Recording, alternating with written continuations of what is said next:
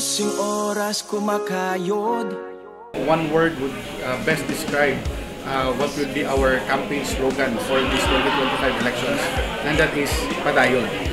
We always let our accomplishments, our programs and projects speak for themselves. May maiuwi katuparan. Makita na to ang difference sa 2 years sa mga niaging nagdumala. Sama sa ato ang day-to-day mensahe ngadto sa atong mga katawhan na makaasa sila sa ato ang makananayon na matinud-anon nga pag-service ato nang nalatag align sa ato ang vision. And as usual, our sincerity in pursuit of our vision is always there. That's the core values of Team Asinso.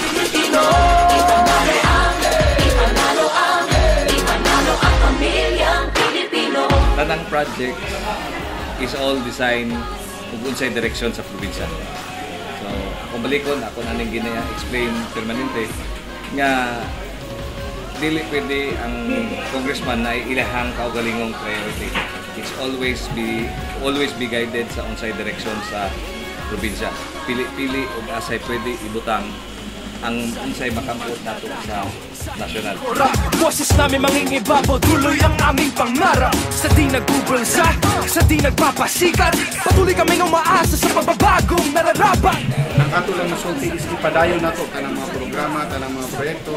No, when we talk about programs, of course, our flagship program, the hospitalization, assistance for persons in crisis.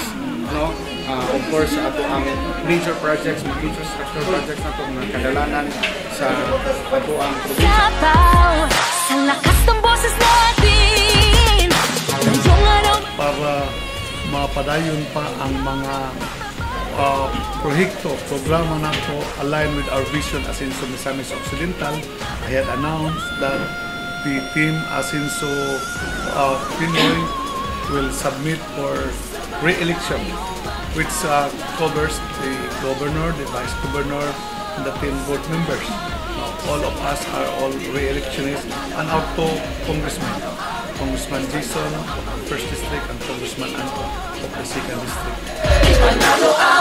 ipanalo ang pamilyang Pilipino. Ano may dapat nila i-expect kung unsay nakabot na to within the next 2 years? Definitely more than yun ni in the next years to come.